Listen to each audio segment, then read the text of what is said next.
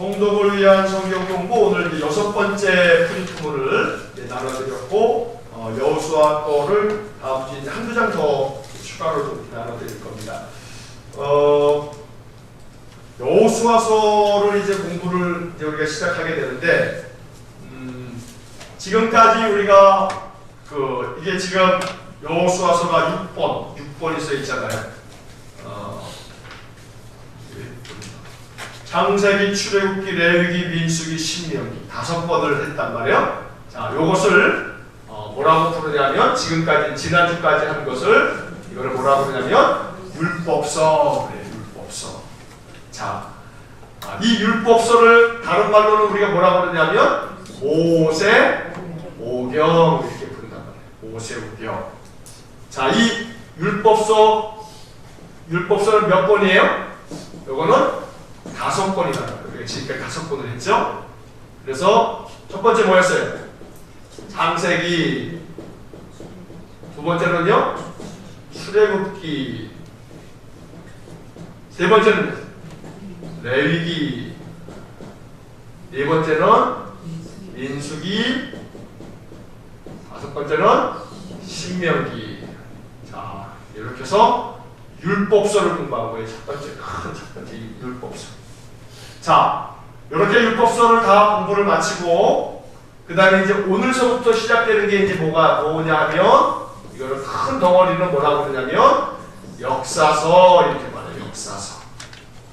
역사서. 자, 이 역사서가 몇 권이냐면 12권이나 됩니다.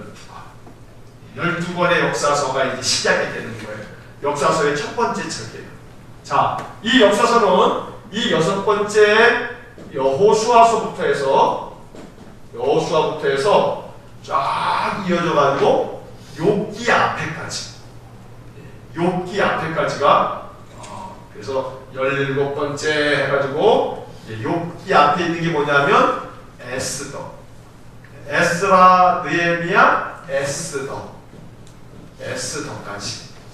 그래서 쫙 12권의 책을 갖다가 역사서라 이렇게 불러요.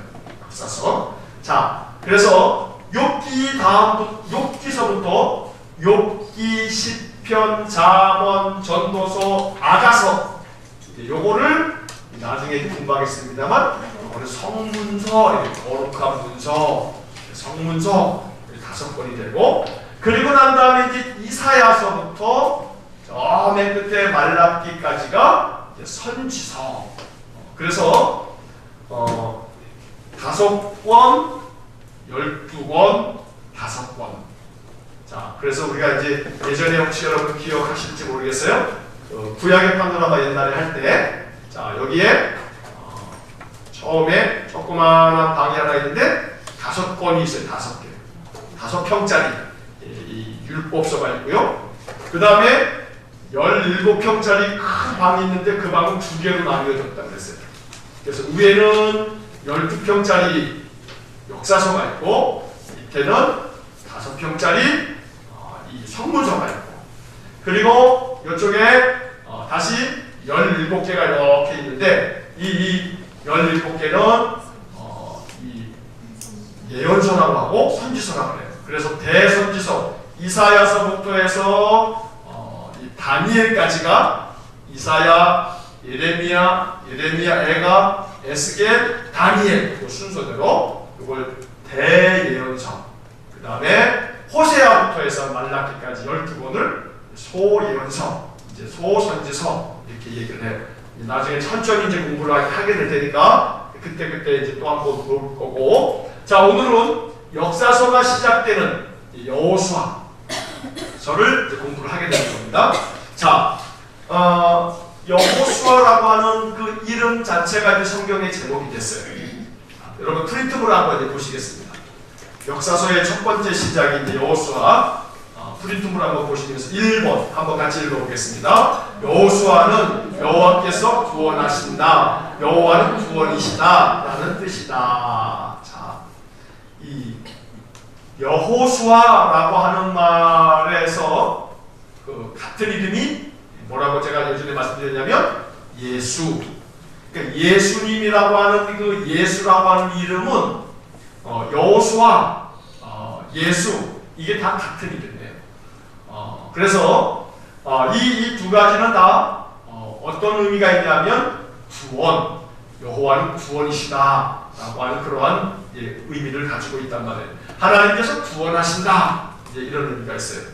그래서 역사서를 시작하면서 첫 번째 책인 이 여호수아가 출애굽을 하고서 광야의 생활을 마친 다음에 이제 가나안 땅으로 들어가는 거기 때문에 역사적인 시간적인 순서상으로 여호수아가 와야 되는 것도 맞지만, 그러나 의미를 가만히 따져보게 되면 이제 가나안으로 들어가는 것 자체가, 가나안은 하나님이 약속하신 젖과 꿀이 흐르는 땅이란 말이에요. 아브라함 때부터 약속하셨던 땅이에요. 이 애굽에서 400년 종살이 하면서 이제 구원을 얻기 위해서 하나님께서 구원받은 백성에게 주신 축복된 땅이 가나안 땅이란 말이에요. 자, 가나안 땅이라고 하는 것은 우리에게 어떤 그런 상징적인 의미가 있는 거냐면, 가나안은 천국과 같은, 천국의 비유가 되는 그런 것이 가나안 땅이란 말이에요. 자, 이 가나안 땅에 들어가는 것이 구원이에요. 가나안 땅에 들어가는 게, 천국 가는 게 구원이죠. 그래서 그 첫 번째 책인 이 여호수아의 이 제목 자체가, 이름이 여호와는 구원이시다, 여호와께서 구원하신다, 이게 의미가 있는 거죠.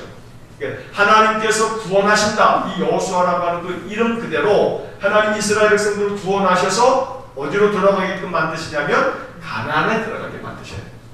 자, 그런데 이 여호수아를 전체적으로 이제 우리가 또 세부적인 걸 공부하기 전에 전체적인 의미에서 보게 되면, 자, 가나안 땅, 이 천국이라고 비유되어지는 가나안 땅에 들어가는 것이 여호수아서고, 그 제목 이름이 여호와께서 구원하신다 라고 하는 의미인데, 문제는 뭐냐면 여호수아를 비롯해서 이스라엘 백성들이 이 가나안 땅에 들어가서 뭘 하고 있느냐면 전쟁을 벌이고 있단 말이에요. 전쟁을 벌여서 가나안에 있는 7 족속을 비롯한 이 가나안의 모든 우상들과 온갖 악행들을 다 제거해 버리는 것이 이스라엘 백성들에게 주어진 과제였어요. 그래서 이 가나안 땅에 있는 모든 악한 것들을 다 몰아내고 그 땅에 하나님 백성들이 정착하여 살아가는 게 이제 여호수아서인데, 이게 구원이라 했나요? 이게 구원. 다시 말하면 여호와께서 구원하신다라고 하는 의미의 이 여호수아서에서 구원이라고 하는 것은 가나안 땅을 얻는 건데, 가나안 땅을 얻기 위해서 그냥 요단강만 척하니 걸려 들어가면 이 가나안 땅에 아무도 없어가지고 들어가자마자 그냥 야 여기 좋구나 하면서 자리 펴는 게 아니고, 가나안 땅에 이 요단강 건너 들어가자마자 제일 먼저 만나는 것이 여리고, 그 단단한 여리고 성, 그리고 뭐 아이성을 비롯해서 계속해서 전쟁을 벌여서 그 가나안에 있는 모든 악한 족속들을 다 몰아내고 그 땅을 정복하고 그 땅에 정착하는 과정이 여호수아서의 이야기란 말이죠. 자, 그럼 이게 무슨 의미냐면, 결국은 하나님 나라라고 하는 것을 우리가 들어가기 위해서 우리의 이 인생의 삶이 계속된 가나안 정복과 같은, 끊임없이 예수 그리스도께서 이 여호수아라고 하는 이름이 예수라고 하는 이름하고 같다고 지금 말씀드렸지 않습니까? 여호수아서가 대장이 돼서 이스라엘 백성들 진두지휘하면서, 이게 총대장이거든요. 이 대장이 먼저 싹 가면서 가나안에 있는 모든 우상들과 모든 악한 족속들을 다 몰아내고 하나님의 백성들이 그 가나안 땅에 정착하는 것, 이게 여호수아서인데, 대장 대신 예수님이 우리 모든 부하들인, 우리 제자들인 우리들이 예수님 따라 들어가서 인생의 모든 삶에 악한 것들을 다 드러내버리고 우리가 우리 주님과 함께 거하는 그런 삶, 바로 그 사람이, 그 삶이 가나안의 삶이라는 말이에요. 그래서 여호수아서가 가지고 있는 큰 이 틀은 뭐냐면, 여호수아를 대장으로 해서 가나안 땅을 정복하고 거기에 정착해서 하나님 나라를 이루어가는 것처럼, 예수님이 대장되어서 우리의 인생의 모든 삶의 것들을 하나씩 하나씩 그것을 마치 정복해 가듯이 하나님의 뜻이 이루어지도록 내 삶을 그렇게 살아나가는 것, 이게 바로 여호수아서가 가지고 있는 큰 의미예요. 그래서 우리는 여호수아서를 공부하면서 대장 되신 예수님을 따라가겠습니다. 이게 이제 여호수아서를 통해서 우리가 가져야 될 마음이에요. 대장 되신 예수님을 따라가서 지금 내가 겪고 있는 모든 인생의 문제들을 내가 돌파해내고 이겨내겠습니다. 믿음으로 이겨내겠습니다. 라고 하는 것이 여호수아서예요. 그래서 성경 66권 중에서 여호수아서만큼 아주 진취적이고 또 강하고 담대한 마음을 갖는 그러한 성경이 없단 말이에요. 그래서 이 여호수아서는 성경 속에서 정말 아주 찬란한 예수 그리스도의 깃발을 휘날리는 이 승리의 책이 바로 여호수아서예요. 그래서 2번을 보시게 되면, 자, 2번 한번 큰 2번 읽어보겠습니다. 여호수아는 승리의 책 또는 약속의 책이라고도 불린다. 여기 이제 승리의 책이라고 했을 때 이 승리의 책이라고 하는 말에다가 빨간 펜이 있으시면 동그라미를 이렇게 쳐놓으시고 별표를 한 두세 개 쳐놓으시면 좋아요. 자, 그래서 여호수아서 그러면 뭐가 생각나셔야 되냐면 승리의 책. 이게 생각나요. 승리의 책. 여호수아서는 승리의 책이다. 자, 그래서 이 여호수아서를 생각할 때마다 우리의 마음속에 어떤 마음이 있어야 되냐면 승리한다. 승리해야겠다. 그래서 왜 내가 힘이 강해서가 아니고 누가 대장이시기 때문에, 예수님이 대장이시기 때문에, 여호수아 대장이 앞서 나가서 가나안 땅의 모든 악한 것들을 몰아내고 승리했던 것처럼 예수님 대장 되시기 때문에 나도 승리할 수 있다. 나도 지금 내 인생의 이 펼쳐진 문제를 극복할 수 있다. 이겨낼 수 있다. 라고 하는 그런 마음을 갖도록 하는 책이 바로 이 여호수아서예요. 그래서 여호수아서를 읽을 때마다 우리들의 마음속에는 승리하리라, 이겨내리라, 모든 이 악한 것들을 몰아내고 내가 우리 대장 되신 예수님 따라가서 지금 내가 고민하고 있는 문제, 지금 내가 힘들어하고 있는 문제, 이거 다 쓸어버리리라. 어디서요? 내 마음에서. 내 마음에서 싹 쓸어버립니다. 가나안 땅의 악한 족속들을 다 쓸어버렸듯이 내 마음속에 있는 무너져 내리는 모든 인생의 문제들을 말끔히 내 마음에서 쓸어버리리라. 대장 되신 예수님 따라가서 예수님 먼저 앞서 가실 거니까 이게 이제 우리가 여호수아서를 공부하면서 가져야 될 그런 마음이에요. 자, 이 2번 그 밑에다가 요런 단어 하나 써보세요.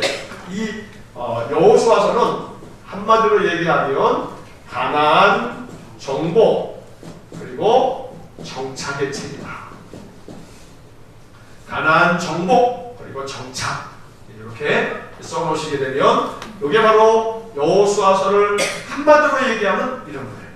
가나안을 정복하고 그 땅에 정착하는 거예요. 그래서 이 적과 꿀이 흐르는 가장 비옥하고 아름다운 이 열매 많은 이 가나안 땅처럼 우리는 이 여호수아서를 공부하면서 다시 한번 말씀드립니다. 대장 되신 예수님이 나보다 앞서 가실 거다. 나의 대장이 되실 거다. 나와 함께 계셔서 나보다 앞서 가실 거다. 그래서 내 삶을, 내 마음을 뭘로 만드는 거예요? 가나안으로 만드는 거예요. 가나안. 나의 심령을 가나안으로 만드는 거예요. 이 가나안에 자리 잡고 있는 악한 것들이 있어요. 악한 생각이 있어요. 무너지는 마음이 있단 말이에요. 약해지는 마음이 있어요. 불안과 염려와 두려움과 온갖 이 마음 가운데 상심과 고민들이 있단 말이에요. 그것들을 마치 가나안의 이 족속들을 하나씩 하나씩 정복하듯이 내 마음속에 있는 고민과 괴로움과 상심된 마음과 불안한 마음과 마음속에 있는 막 답답함과 이 모든 괴로움들을 하나씩 하나씩 어떻게 되는 거예요? 정복해 가야 돼요. 정복해 가야 돼요. 내 마음을 뭘로 만든다고요? 가나안으로 만드는 거예요. 내 마음을. 내 마음에 있는 것들을, 악한 것들을 다 몰아내버리고 하나씩 하나씩 내 마음을 예수 그리스도의 말씀으로 정복해 가는 거예요. 그래서 그 내 마음속에 정착하는 건데 누가 정착하도록 하냐면 그래서 가나안 땅에서 내 마음을 가나안으로 만들어서 나의 대장 되신 예수님과 내가 내 마음속에 이 가나안에 정착하는 거예요. 나의 마음속에 누가 거하시는 거예요? 예수님 거하시는 거예요. 예수님이 내 마음속에 거하시도록 이 내 마음 안에 있는 온갖 악한 것들과 이 내 마음의 낙담과 불안과 염려와 걱정과 이런 모든 것들 다 정복해버리는, 쫓아내버리는 거예요. 이게 가나안의 정복이요 정착이다. 그래서 여호수아서는 아주 희망적인 책이에요. 여호수아서만큼 우리에게 희망을 주는 책이 없어요. 다른 책들은요 희망보다는 낙담이 더 많아요. 이스라엘의 역사서를 가만히 보게 되면 맨 죄 지은 얘기예요. 죄 지어가지고 벌받는 얘기밖에 없어요. 그런데 물론 이제 이 여호수아서에도 이제 안타까운 일이 있죠. 아이성 패배 같은 경우는 이 아가이 도둑질하다가 그거 숨겨가지고 그냥 패배하는 것도 있습니다만, 그러나 전반적으로 여호수아서 24장까지의 이야기는 승리, 아주 진취적인 그런 도전, 갈렙이 이야기한 것처럼 내가 85세지만 그러나 이 산지를 내게 주십시오 하면서 나아가는 그러한 책이 여호수아서예요. 그래서 마음의 힘을 얻으려면 뭘 읽어야 되냐면 여호수아서를 읽어야 돼요. 더 진취적으로 나아가서 도전하고 승리하고 모든 약한 것들 다 무너뜨려버리고 그러기 위해서는 여호수아서를 읽어야 된다라고 하는 것을 우리가 이제 이 여호수아서를 시작하면서 꼭 기억해야 되겠습니다. 자, 3번을 보시면 여호수아서의 저자는 명확하지가 않아요. 정확치가 않아요. 근데 유대인들은 보통 여호수아서가 누가 썼다고 말하냐면 여호수아가 썼을 거라 이렇게 유대인들은 전통적으로 생각을 해요. 근데 이제 문제는 있어요. 이 여호수아서 안에는 여호수아가 자기가 죽은 이야기도 막 이렇게 써놓고 그런 걸 보면 어떻게 자기 죽은 얘기를 이렇게 쓸 수 있냐, 그런 몇몇 가지 것들이 있고, 역사적인 기록에 의하면 후대에 일어난 일을 여호수아 이후에 이루어진 일들이 여호수아에 써있더란 말이에요. 그래서 그런 걸 볼 때 이거는 후대에 기록한 것이 됐다. 물론 여호수아가 쓴 것처럼 여겨지는 본문도 있어요. 그래서 결론적으로 얘기하자면 여호수아가 죽고 난 이후에 이 여호수아서, 지금 우리가 가지고 있는 여호수아서 이 책이 완성은 됐다라고 보고, 여호수아도 일부분 그 역사적인 어떤 기록을 남겼을 것이다.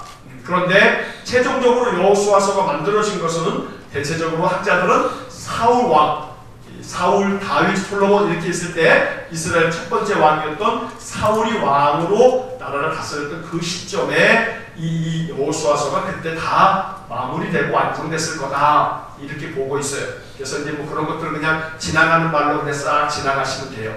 여호수아가 썼다고 유대인들은 그렇게 이야기한다 정도로 지나가시면 되겠어요. 자, 4번 같은 경우에는 언제 기록됐는가라고 하는 것도 그냥 한번 지나가면 돼요. 이게 뭐 이렇게 여러분들이 뭐 신학교 갈 거 아니니까 이거 뭐 외울 필요도 없고 말이에요. 이때쯤 기록됐대요. 그러니까 1406년경이니까 거슬러 올라가면 지금으로부터 지금 2000년대 아니겠습니까? 그러니까 3500여 년 전쯤에 이제 벌어졌던 일들을 지금 기록하고 있는 겁니다.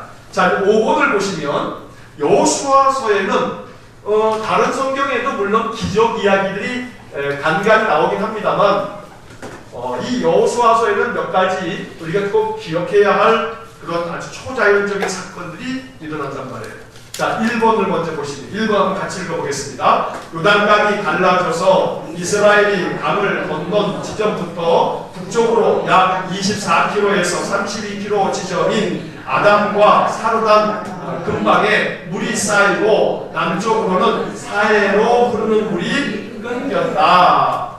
자, 갈릴리가 있고 요단강이 있고 이렇게 사해가 이렇게 있어요. 이거 이쪽으로 이렇게 해서 지중해가 이렇게 있고요. 지중해가 있고, 자, 여기가 이제 모압 땅이에요. 모압 사람들이 살고 있었던 모압 땅인데 요쯤에 이게 모압 평지가 있어요. 자, 이 요단강을 건너보고 이쪽이 이제 이 가나안 땅이에요. 가나안 땅인데 요거를 이렇게 건너가는 거예요. 자, 그런데 이 요단강 물이 싹 갈라져가지고 요단강을 지나가게 되죠. 자, 옛날에 요 밑에 이제 이집트에서 출애굽을 할 때 홍해를 건넜지 않습니까? 자, 홍해를 건널 때에는 여러분들 그 얘기를 많이 아실 거예요. 홍해를 건널 때는 이스라엘 백성들이 겁이 잔뜩 먹었어요. 왜냐하면 앞에는 홍해가 가로막혀 있고 놓여 있고 뒤에는 이 애굽의 바로의 군대가 뒤쫓아오고 있고 아주 진퇴양난이에요. 그때 하나님께서는 모세로 하여금 지팡이를 들어서 저 이 홍해 물에다가 대게 하시니까 쫙 홍해가 갈라졌죠. 그런데 이제 이렇게 40년이 지난 다음에 이스라엘 백성들이 이제 가나안 땅에 들어갈 때는 지팡이를 딱 대고 난 다음에 갈라지고 건너간 게 아니고 제사장들이 어깨를 내고 그리고 요단강 물에 발을 그냥 내디디니까 이 요단강 물이 딱 끊겨가지고 이 물이 거슬러 올라가더란 말이에요. 여기서부터 여기까지 32km 정도를 싹 거슬러 올라가고 나머지 물들은 사해로 내려가고 그래서 땅 길이 열려서 싹 지나가게 됐다. 이제 그런 이야기죠. 자, 그래서 요단강을 건너가게 되는 이 이야기가 여호수아서 3장에 나와요. 뒤에 이제 우리가 하나씩 살펴볼 텐데 이것은 아주 굉장히 중요한 기적이에요. 왜냐하면 홍해를 건널 때에는요 이스라엘 백성들이 그저 모세 한 사람의 그 하나님의 능력으로 홍해를 갈라지고 난 다음에 건너가지만 요단강이 갈라지는 것들은 덮개를 메고 있는 제사장들이 이 요단강의 발을 그냥 딱 내디디니까 그냥 이 강물이 갈라지게 되는 그런 기적을 경험하게 된 거예요. 갈라지고 난 다음에 들어간 게 아니고 그냥 내디디니까 갈라지는 거예요. 이게 중요한 의미가 있는 거죠. 그러니까 우리가 우리의 인생의 삶에서 이제 여호수아서 3장에 요단강 갈라지는 이 이야기를 이제 나중에 이제 여호수아서를 여러분들이 천천히 이렇게 이제 읽으시게 될 때가 있으면 우리들의 마음속에 어떤 문제든지 간에 주님의 이름으로 주님의 말씀 가지고 내가 먼저 발을 내딛겠다. 내가 먼저 그냥 건너가 보겠다 하는 그런 마음이 어떻게 될까? 그래서 아이고 이게 해결이 되고 나면 어떻게 해야지가 아니라 하나님께서 나와 함께 계시니 내가 이것을 시작하면 하나님이 길을 여시리라 라고 하는 담대한 마음을 우리가 이 여호수아서 3장을 통해서 요단강 갈라지는 이야기를 통해서 우리가 그런 믿음을 가져야 되겠습니다. 자, 이 여호수아서에서 또 하나 중요한 기적은 그 뒷페이지에 보시게 되면 여리고성이 무너지는 거죠. 이 요단강을 건너고 난 다음에 첫 번째 만나게 되는 그런 도시가 있는데 그게 이제 여리고라고 하는 그런 도시입니다.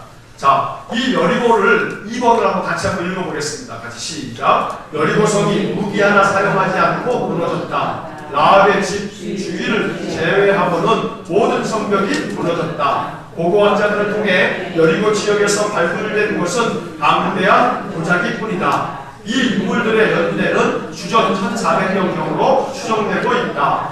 도자기 밑에는 큰 멸망이 있었음을 보여주는 불에 탄 재들의 두꺼운 침을 갖고 있는데 여호수아의 침략에 의한 도시의 파괴와 방화로 본다. 그래서 역사적으로 이 여리고 지역에 고고학적인 발굴들이 많이 진행이 되고 물론 이제 아직도 사실은 이 이스라엘 땅은 말에 파기만 하면 이게 고고학적인 이 자료들이 나오는 거예요. 그러나 지금 다 사람들이 몇천 년 동안 살고 있기 때문에 그걸 다 뒤집어 파지를 못하는 거죠. 자, 여리고성이 무너지는 거 여호수아서 6장이에요. 여리고가 무너지는 거. 자, 이 여리고가 무너졌다라고 하는 것은 이스라엘 백성들이 무기 하나 사용하지 아니하고 매일 한 바퀴씩 돌고 그리고 일곱째 날에는 7바퀴를 돌고 그렇게 해서 큰 나팔을 불면서 소리를 함성을 질렀을 때 여리고성이 다 무너진 거예요. 그래서 이 여리고성이 무너졌다라고 하는 이 여호수아서 6장이 이야기하고 있는 것은 뭐냐면 우리의 힘으로가 아닌 하나님의 힘으로 문제가 해결된다는 것을 우리에게 알려주는 거예요. 내가 무언가를 대단히 잘하거나 능력 있게 행하기 때문에 일이 해결되는 게 아니고 하나님이 도와주셔서 일들이 진행되고 해결되고 다 길이 열려지는 그러한 것들을 이 여리고 성이 무너지는 여호수아 6장을 통해서 우리에게 하나님 말씀해 주고 계시는 거예요. 그래서 이 여호수아서 6장을 읽을 때마다 여리고성 무너지는 이야기를 우리가 듣고 또 읽을 때마다 가져야 될 마음은 내가 지금 이 해결해야 될 이 여리고 같은 문제, 도무지 해결될 수 없는 이 여리고 같은 이 커다란 문제들, 이걸 어떻게 돌파해낼 수 있을까? 내 힘으로가 아니고 내 능력으로가 아니고 하나님의 은혜로, 하나님의 은혜로. 여호수아서만큼 하나님의 아주 놀라운 은혜가 담겨져 있는 책이 참 드물어요. 그래서 하나님의 은혜로 여리고가 무너지듯이 내 인생의 지금 이 문제도 해결되기를 원합니다 라고 기도하면 좋죠. 그래서 기도할 때마다 하나님, 여리고가 무너지듯이 내 인생의 여리고 같은 이 문제를 하나님 해결해 주십시오 라고 하는 그런 이 여호수아 6장을 생각하면서 기도할 수 있으면 좋겠습니다.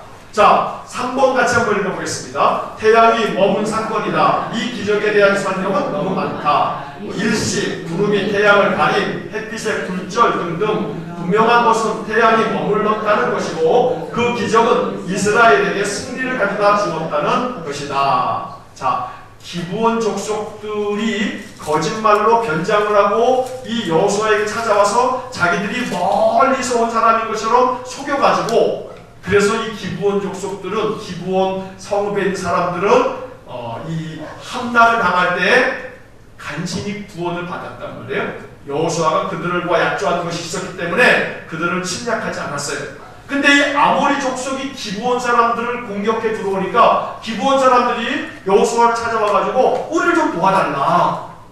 우리와 당신은 조약을 맺은 관계니까, 동맹 관계니까 이 아모리 사람들이 지금 공격을 하고 왔으니 우리를 좀 도와달라 했을 때 이 여호수아가 이 동맹을 맺은 관계이기 때문에 약속을 지키기 위해서 이 들어가서 기브온 족속 사는 곳으로 가서 이 아모리 사람과의 전쟁을 벌이는데, 그때 하나님께서 큰 우박으로, 그 다음에 이제 4번이 그거예요. 큰 우박을 하늘에서 내려가지고 여호수아 군대가 해치운 그러한 이 아모리 족속보다 우박에 맞아 죽은 사람이 훨씬 더 많은 그런 하나님의 기적을 베풀어 주셨고, 그리고 태양이 멈추게 하는 그러한 기적까지 벌어지게 됐어요. 그런데 지금 이제 제가 여기 글에다 써놓은 것처럼 여러 학자들이 이제 이걸 가지고 막 그냥 서로 함설레가 되는 거예요. 어떻게 태양이 멈출 수 있냐? 태양이 멈춘다라고 하는 것은 태양이 멈추는 게 아니라 지구가 자전을 하는 건데, 지구가 멈췄다는 거죠. 지구가. 어떻게 지구가 멈출 수 있냐? 이건 있을 수 없다. 이건 아마 일식이 일어난 걸 거다. 에서부터 시작해가지고 별의별 여러 가지 이야기들을 이렇게 가설을 얘기하는데, 중요한 건 그게 중요한 게 아니에요. 태양이 멈췄다라고 하는 것도 멈췄냐 안 멈췄냐, 이게 진짜냐 가짜냐, 있을 수 있냐 없냐, 이건 중요한 게 아니에요. 중요한 건 뭐냐면 하나님께서 이스라엘 백성으로 하여금 그 아모리 족속을 쳐서 이기게 하셨다는 게 중요해요. 이기게 하셨다. 자, 성경을 읽을 때 어떻게 초점을 맞추면 그러면 성경 읽기가 이게 미로에 빠지게 돼요. 뭔 얘기냐면 창세기에 하나님이 태초에 천지를 창조하셨다. 빛이 있으라 해서 빛이 있었다. 말씀만 하면 뚝딱뚝딱 만들어진단 말이에요. 어떻게 그럴 수 있냐라고 하면 이 어떻게를 풀려면 어떻게 그러는지 증명을 해야 되는데, 이게 증명 불가의 일들이 있는 거예요. 초자연적인 일이라는 것은 기적이 이건 증명 불가한 것을 기적이라고 말하는 거예요. 예수님 죽은 자를 살렸다. 그럼 어떻게 죽은 자가 살아날 수 있냐? 그럼 안 죽은 상태였는 게 아니냐? 그럼 나사로가 죽은 지 나흘이나 됐는데, 무덤 속에 들어가 있는데, 냄새가 나는데, 이걸 안 죽은 상태라고 말할 수는 없지 않느냐? 그러면 어떻게 죽은 지가 나흘이나 된 사람이 살아날 수 있냐? 그렇게 물어보면 우리 인간이 가지고 있는 지식으로 어떻게 대답하냐 이 말이에요. 이거는. 그러니까 성경은 어떻게라고 하는 질문으로 성경을 읽는 게 아니고, 성경을 읽을 때는 왜라고 하는 질문으로 우리가 성경을 읽고, 왜? 그래서 태양을 멈추게 했다. 어떻게 멈추게 했느냐? 라고 하는, 그럼 지구를 딱 슈퍼맨이 와가지고 하나님 손으로 딱 지구를, 야 잠깐만 서 있어, 돌지 마, 이렇게 한 건지, 이렇게 어떻게를 해결하려고 하는 게 아니라 왜 태양을 멈추게 했냐, 이렇게 바라봐야 된다. 왜 태양을 멈추겠냐? 그 이유는 이스라엘 백성으로 하여금 승리하게 하고 하나님이 능력 있다는 것을 나타내 보이시려고 하신 거구나. 이렇게 우리가 이 성경을 읽어가는 거거든요.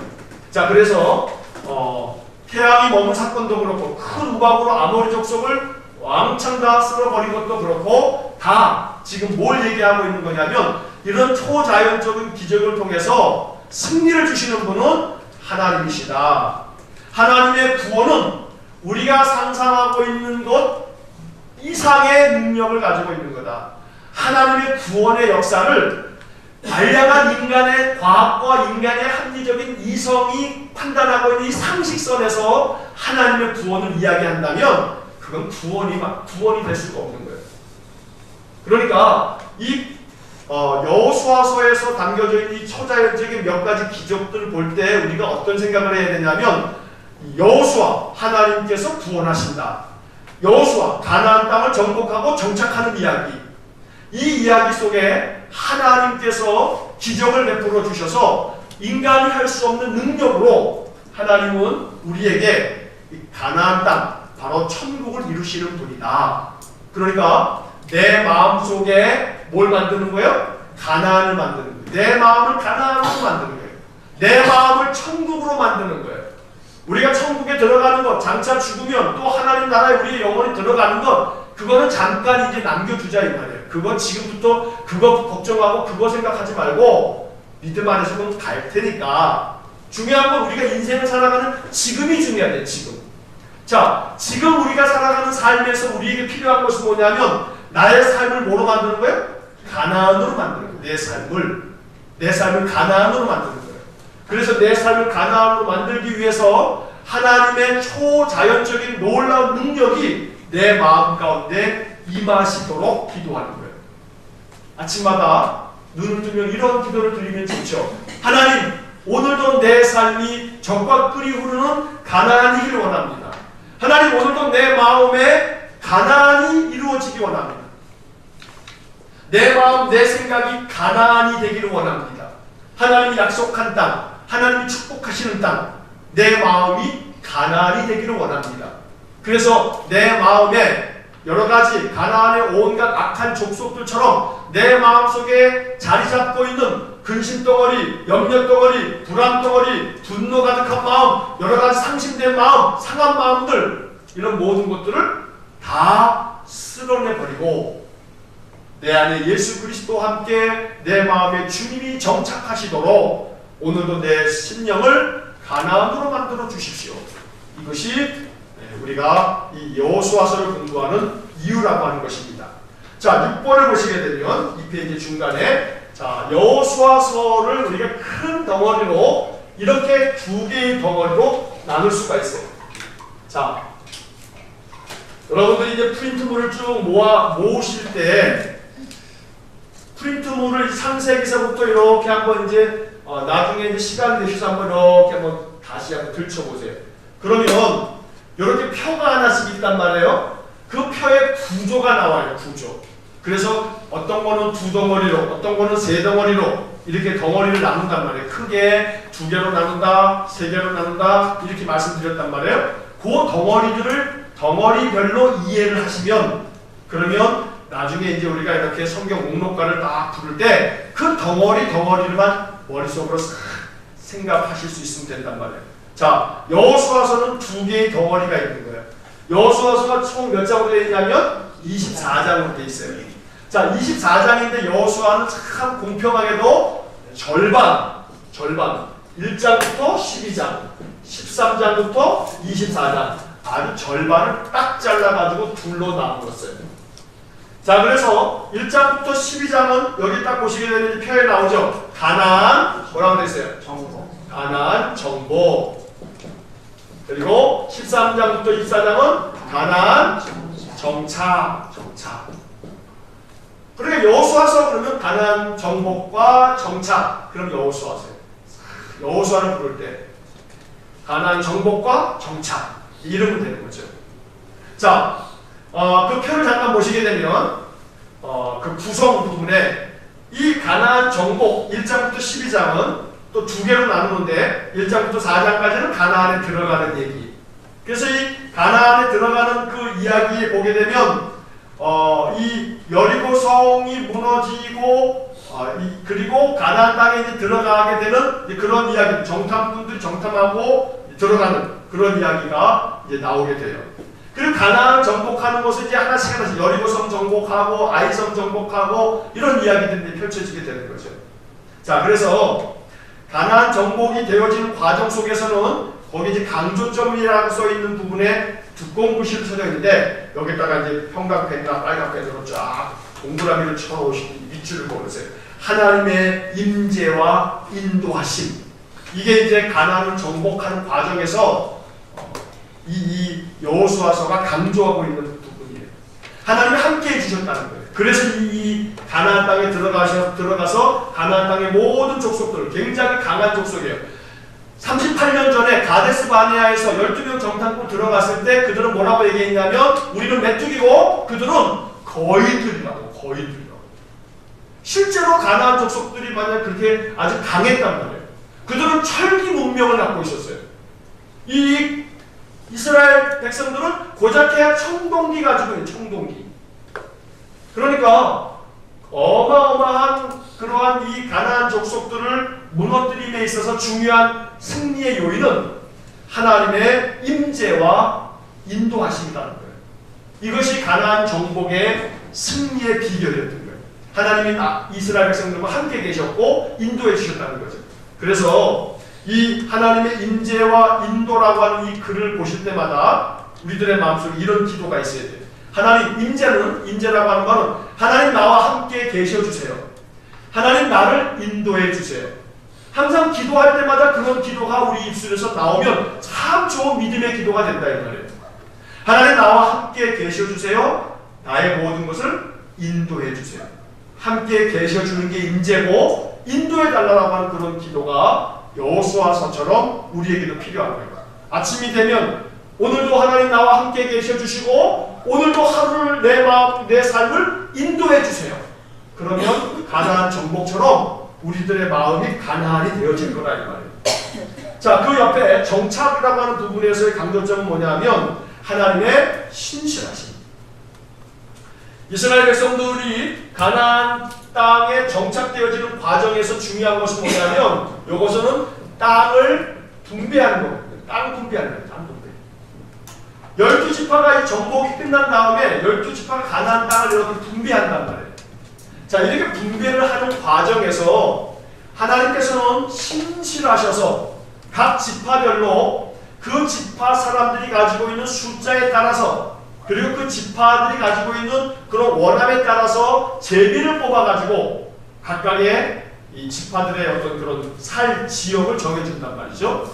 자, 여호수아서 중간에 나옵니다만 여호수아가 이 각 지파의 이 지도자들을 불러다가 자, 너희들이 가나안 땅에 이제 가가지고 지도를 그려와라. 그래가지고 지도를 그려오게끔 만든 다음에 땅을 이렇게 딱 구획을 나눈 다음에 그 다음에 이제 제비를 뽑는 거예요. 그래서 제비 뽑기를 해가지고 아주 공정하게 그냥 분말 없이 그렇게 땅을 나누었던 것이죠.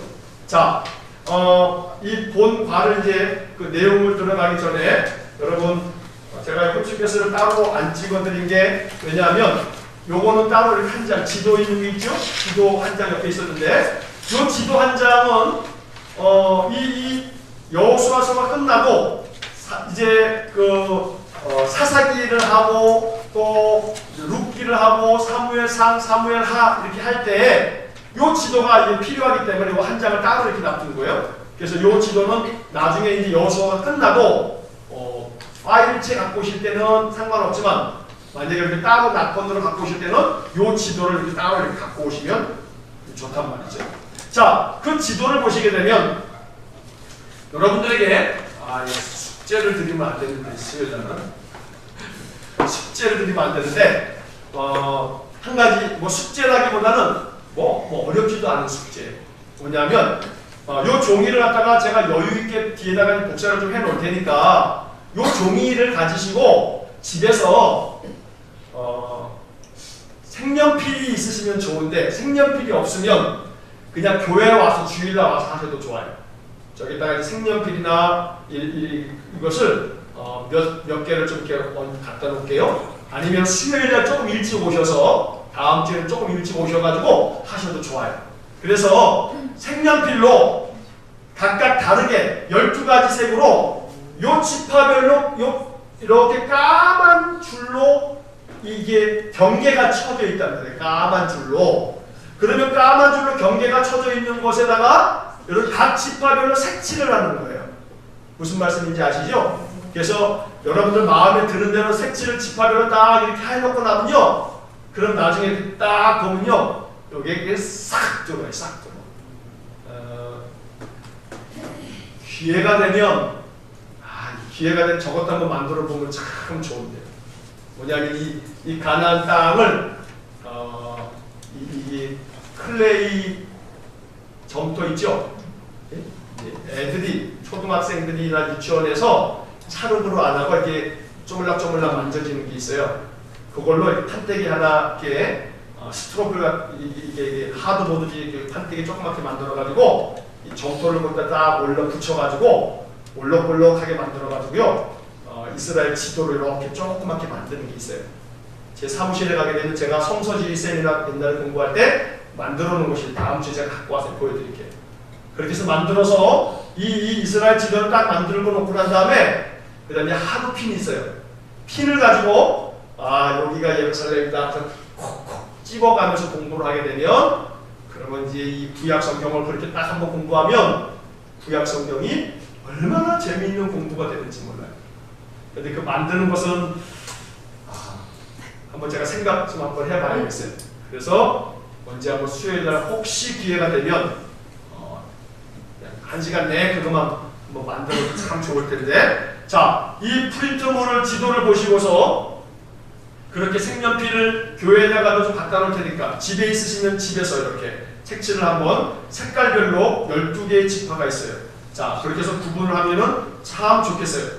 자, 거기 이제 그 지도를 우리가 중간중간 보시면서 어디다 라고 이제 찾아보면서 공부를 해야 될 겁니다. 자, 이제 오늘 내용을 한번 이제 보시겠습니다. 3페이지를 한번 보시면, 자, 첫 번째 이제 가나안 정복에 대한 1장부터 12장까지의 이야기가 시작이 됩니다. 1장부터 4장까지는 가나안에 들어가게 되죠. 자, 1번 한번 여호수아는 하고서 가나안에 들어가 밑에 있는 1번을 한번 같이 읽어보겠습니다. 시작. 여호수아는 가나안에 들어가라는 하나님의 지시를 듣고 백성에게 명령을 내리며 하나님과 백성에 대해서 격려와 지지를 받는다. 여기 격려라고 하는 말과 지지라고 하는 말과 동그라미를 쳐보세요. 자, 이 여호수아서 1장이 여호수아서에서 가장 중요한 진짜예요. 그래, 여호수아 그러면 여호수아 1장을 우리가 기억해야 돼요. 자, 여호수아 1장을 한번 펴보시겠습니다. 너무나 잘 알고 많이 보았고 들었고 밑줄이 이미 다 쳐져 있을 겁니다. 그럼에도 불구하고 또 읽어야 돼요. 여호수아서 1장은요, 마치 제가 한번 전에 그런 말씀 드렸죠. 이비인후과를 갔더니 저희 집 식구들은 다 알러지들이 좀 아이들도 저 때문에인지 알러지가 있어가지고 꼬맹이가 이비인후과 가서 약을 타오나 우리 딸아이가 가서 이비인후과 가서 약을 타오나 제가 가서 약을 타오나 약봉지에 남아있는 약들이 있어가지고 이렇게 갖다 놓고서 펴보면 고놈이야. 자, 그러면 약효가 이게 중요한 거기 때문에 다 똑같은 어떤 성분이기 때문에 그러겠죠. 물론 왜 이 말씀 드리냐면 언제나 우리의 신앙의 삶에서 항상 들어가야 되는 성경, 항상 포함되어 있어야 될 가장 중요한 말씀 몇 장이라고요? 여호수아서 1장. 인생의 삶에서, 신앙의 삶에서 반드시 항상 최소 일주일에 한 번은 꼭 펴서 읽어야 되는 성경. 그리고 여호수아 1장. 그만큼 여호수아 1장이 중요하다는 거예요. 여호수아 1장은 또 읽고 수백 번, 수천 번 읽어도 너무나 소중한 말씀입니다. 자, 그래서 여러분들에게 이러한 팁을 드리는 거예요. 성경을 읽을 시간이 없다 그러면 뭐만 읽으면 돼요? 여호수아서 1장만 읽으면 이게 아주 약효가 좋단 말이에요. 약효가. 여호수아서 1장을 집중해서 읽으면서 마음에 아멘, 아멘, 아멘입니다 하나님 그러면서 그 말씀들을 갖다가 흡수하는 거예요. 흡수. 그러면 다른 그 어떤 성경보다 이 여호수아서 1장은 그만큼 소중한 우리에게 큰 힘을 주는 그런 성경이 된다는 것이죠. 자, 여호수아 1장에서 6절부터 9절까지의 말씀이 아마 8절부터 이렇게 밑줄이 거져 있든지 7절부터 밑줄이 거져 있든지 그럴 겁니다. 자, 오늘은 6절부터 9절까지를 한번 읽겠습니다. 6절부터 9절 같이 읽겠습니다. 강하고 담대하라. 너는 내가 그들의 조상에게 맹세하여 그들에게 주리라 한 땅을 이 백성에게 차지하게 하리라. 오직 강하고 극히 담대하여 나의 종 모세가 내게 명령한 그 율법을 다 지켜 행하고 우로나 자로나 치지 말라. 그리하면 어디로 가든지 형통하리니 이 율법책을 내 입에서 떠나지 말게 하며 주야로 그것을 묵상하여 그 안에 기록된 대로 다 지켜 행하라. 그리하면 내 길이 평탄하게 될 것이며 내가 형통하리라. 내가 내게 명령한 것이 아니냐. 강하고 담대하라. 두려워하지 말며 놀라지 말라. 내가 어디로 가든지 내 하나님 여호와가 너와 함께 하느니라 하시니라. 자, 이게 하나님께서 여호수아에게 말씀하신 거예요. 자, 여호와께서 여호수아에게 말씀하셨던 이 여호수아 1장의 말씀에 가장 중요한 구절은 이거죠. 강하고 담대하라. 강하고 담대하라. 이 강하고 담대하라고 하는 말씀은 하나님이 여호수아에게 하신 말씀이기도 하고 그 옆에 성경 구절을 쭉 써드렸는데 거기에 신 31, 7 신명기 31장 7절 신명기 31장 23절 여기에 말씀 보면 신명기 31장 7절은 모세가 살아있을 때 여호수아에게 후계자로 지목하면서 강하고 담대하라 얘기하고 있고 신명기 31장 23절에 보면 여호와께서 여호수아에게 강하고 담대하라고 하는 말씀을 들려주시는데 여호수아서에서 또 이렇게 말씀하십니다. 오직 강하고 극히 담대하라. 이게 여호수아서에서의 가장 중요한 핵심 구절이에요. 요절이에요. 요절. 가나안 땅을 정복하기 위해서 가져야 될 가장 중요한 마음, 강하고 담대한 마음. 강하고 담대한 마음은 어디에서부터 나오는 거냐 하면 말씀을 묵상하고 그 말씀을 순종하는 가운데 강하고 담대한 마음이 생기는 거예요. 이게 이 여호수아서 1장에서 지금 우리가 읽은 본문에서 우리가 발견해야 될 중요한 영적인 원리예요. 그 뒤에 나와 있는 것처럼 강하고 극히 담대하라 라고 얘기하면서 율법책을 너에게 명령한 율법을 다 지켜 행하라. 어디로 가든지 그러면 형통할 거다. 이 율법책을 내 입에서 떠나지 말게 해라. 주야로 그거 묵상해라. 그러면 평탄하고 형통할 거다. 강하고 담대한 마음은 하나님 말씀 묵상하고 주야로 그 말씀을 늘 묵상하면서 그 입에서 떠나지 않게 하는 거예요. 자, 이 8절 말씀에 이 율법책을 내 입에서 떠나지 말게 하며 이게 중요해요. 떠나지 말게 하며 그게 뭐냐 하면 읊조리는 거예요. 계속 읊조리는 거예요.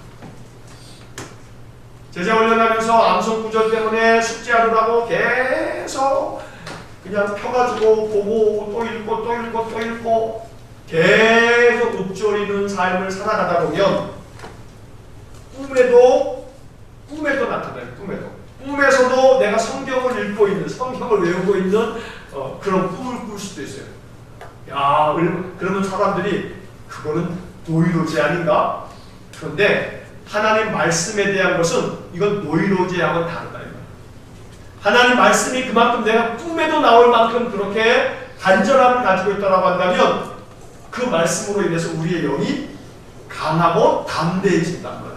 그래서 강하고 담대해지는 것의 원리는 어디에 있냐면 율법의 말씀을 늘 입에서 떠나지 말게 하고 그것을 주야로 낮이나 밤이나 묵상하고 그 말씀을 지켜가려고 부단히 애쓰다 보면 우리의 마음이 강하고 담대해진다는 것을 여호수아서 1장은 얘기해주고 있어요.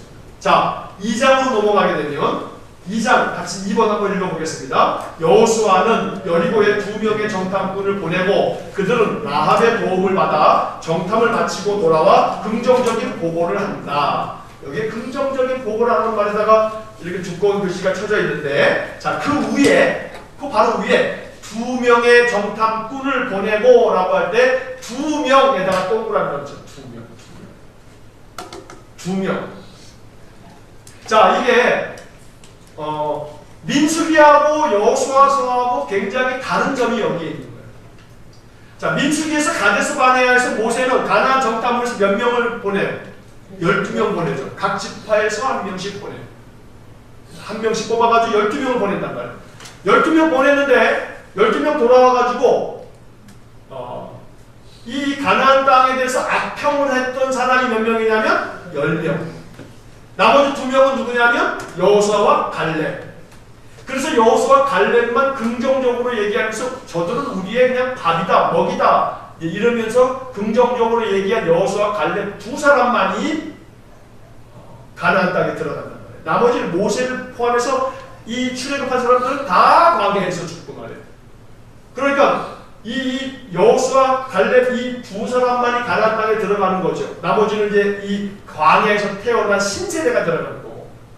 자, 그런 것들을 보면서 여호수아서는 말이에요. 여호수아는 이제 가나안에 들어가면서 정탐꾼을 보내는데 정탐꾼을 12명 보내는 게 아니라 몇 명만 보내요? 2명만 보내요. 12명 필요 없다. 그냥 이 부정적인 얘기할 놈들은 싹 다 제거해버리고 다 필요 없어. 아마도 정탐꾼 보내자 그러니까 여호수아에게 추측컨대 각 지파가 각 지파의 두령 지도자들이 있거든요. 가데스 바네아처럼 어느 지파별로 한 사람씩 보내셔야 되지 않겠습니까? 모세님이 다 그렇게 했는데요. 아마 이 소리 저 소리 다 많았을 거예요. 아마. 근데 여호수아가 싹 잘라버리고 2명 아주 신실한 사람 2사람만 보내는 거예요. 그래서 그 2사람이 누구네 집에 머물게 되냐면 라합의 집에 머물게 되죠. 그래서 여호수아서에서 등장하는 이 여호수아서 1장은 라합의 이야기, 여리고 정탐하는데 그 정탐하면서 라합의 도움을 받죠. 자, 이 라합이라고 하는 이 여인에 대해서 우리가 좀 생각을 해야 돼요. 라합은 말이에요. 히브리서 11장의 믿음장에도 등장하는, 그리고 마태복음 1장의 예수님 족보에도 등장하는 그런 아주 위대한 여인이 되는 거죠. 족보에는 여자 이름이 올라가지도 못하는데 근데 이 당당하게 라합의 이름이 올라가요. 근데 이 라합이 출신이 뭐냐, 뭐 하는 여자였냐면 기생이었단 말이에요. 기생 라합이었는데, 그런데 이 사람이 예수님의 조상이 되죠. 자, 예수님의 조상인데 예수님의 조상은 잠깐 뭐 대수가 하도 후에 조상이니까 이 라합에게서 나중에 누가 나오냐면 다윗이 태어나요. 다윗. 그럼 라합과 다윗하고는 어떤 관계냐면 이 라합이 고조할머니예요. 고조할머니. 증조할머니는 누구냐면 라합에게서 누가 나오냐면 보아스가 나온단 말이에요. 이 보아스가 라합의 아들이에요. 자, 근데 이 보아스가 사사기 룻기에서 룻이 모함 여자였는데 어머니의 하나님이 나의 하나님이고 어머니 백성이 내 백성이고 그래서 나는 어머니 따라갈래요 하고서 따라와가지고 베들레헴에 머물다가 이 이삭 집으로 갔는데 누구네 집에 갔냐면 보아스의 집에 가서, 그래서 시어머니 나오미가 야 보아스는 우리 친척이니까 네가 그 집에 시집가야겠다 해가지고 이렇게 귀여운 물을 짜면서 룻이 이 집에 시집간단 말이에요. 자, 이 룻이 보아스에게 시집가가지고 보아스가 룻을 통해서 나온 사람이 누구냐면 오벳을 낳고, 오벳은 이새를 낳고, 이새는 다윗을 낳고, 그러니까 다윗의 아버지, 할아버지, 증조할아버지, 그러니까 룻은 다윗의 증조할머니가 되고, 룻은 증조할머니, 그리고 라합은 고조할머니. 그러니까 룻하고 라합은 무슨 사이에? 시어머니하고 며느리 사이. 그러니까 시어머니하고 며느리가 둘 다가 예수님의 족보에 올라가요. 시어머니하고 며느리가. 그래서 이게 얼마나 이 아름다운, 원래는 사실은 이 룻의 시어머니는 나오미잖아요. 근데 나오미인데, 룻의 시어머니는 나오미인데, 나오미가 아들들이 두 명 다 죽었잖아요.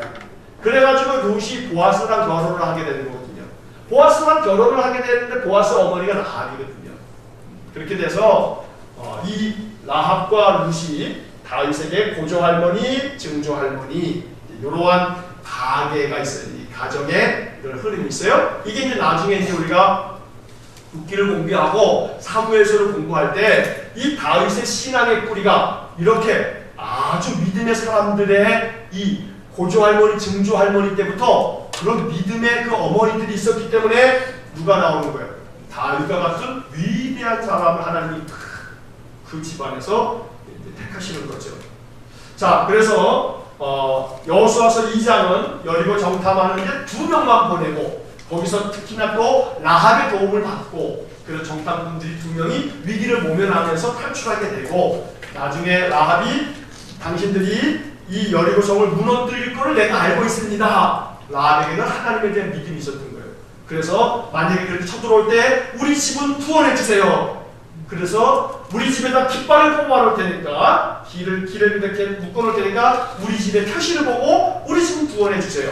그래서 이 라합의 그 믿음 때문에, 라합의 지혜로움 때문에 이 라합의 집 식구들은 여리고가 무너질 때 망하지 아니하고 구원을 받는다는 말이죠.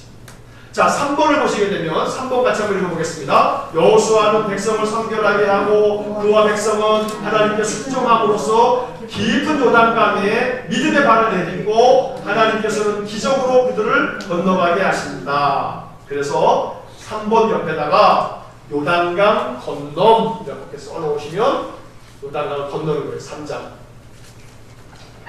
자, 여호수아는 앞에 장이 중요해요. 앞에 장. 여호수아서 1장은 여호수아에게 강하고 담대하라.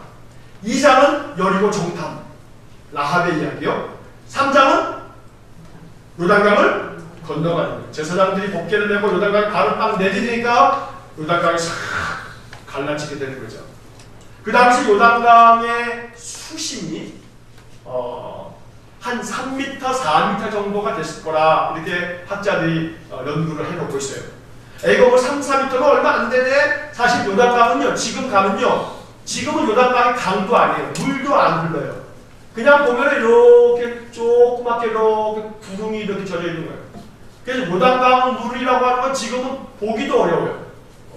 근데 그 당시에도 요단강이 뭐 한강처럼 그렇게 굉장히 깊은 그런 강이 아니에요.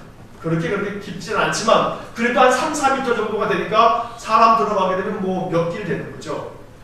그래서 자, 요단강을 건너가게 되는 이야기가 여호수아 3장의 이야기가 나오고, 자, 이 여기서 성결이라고 하는 단어에다가 제가 두꺼운 글씨를 쳐놨는데, 이스라엘 백성들이 요단강을 건너가기 전에 백성들과 제사장들을 여호수아는 성결하게 그들을 몸을 씻게 하고 거룩하게 만든 다음에 요단강을 건너가게 하는 거죠. 자, 4번까지만 오늘 하고 마치도록 하겠습니다. 4번은 한번 같이 읽겠습니다. 여호수아는 요단에서 취한 12돌을 길갈에 세워 백성에게 하나님의 능하심을 알게 하며 하나님을 경외하게 한다. 자, 요단강을 건너면서 여호수아는 요단강 안에서, 강물 안에서 커다란 돌멩이를 각 지파별로 하나씩 가지고 나와라. 그래가지고 그 돌을 가지고 나와서 12개의 돌을 그렇게 길갈이라고 하는 동네에다가 세워놓고, 그걸 기념돌로 세워서, 기념비로 세워서 하나님이 우리를 이렇게 도와주셨다, 하나님의 능력으로 도와주셨다, 그러면서 하나님의 능하심을 백성들이 늘 기억하도록 그렇게 만들었던 거죠. 그래서 4장은 12개, 요단강에서 가지고 나온 12개의 돌 이야기가 4장에서 가장 중요한 이야기가 됩니다. 자, 여러분 지도를 한번 보시고서, 지도를 잠깐만 보고 이제 오늘 이야기를 마치겠습니다. 자, 지도를 보시면 갈릴리가 있고 요단강이 있고 사해가 있어요. 그러면 여기에 루벤 지파가 이쪽에 모압 땅이었던 곳에 있고, 그 다음에 그 위에 갓 지파가 있고, 자, 그 그 다음에 그 위에를 보시게 되면 요렇게 지중해가 있는데 요렇게가 문하세 이렇게 돼 있어요. 그러면 여기 잠깐 책판을 보시면 요게 지금 요단강이란 말이에요. 요단강을 사이에 두고 루벤 지파, 갓 지파, 문하세 반 지파. 그래서 우리가 구약 성경을 읽을 때 루벤 지파, 갓 지파, 문하세 반 지파가 항상 같이 붙어 나와요. 얘네들은 요단강 동쪽, 이 동쪽이죠, 동쪽. 요단강 동쪽을 우리에게 주십시오라고 얘기한 거예요. 요단강 건너가기 전에. 그래서 오해를 샀어요. 니네들 싸우지 않고 니네만 여기 머물겠다는 거냐?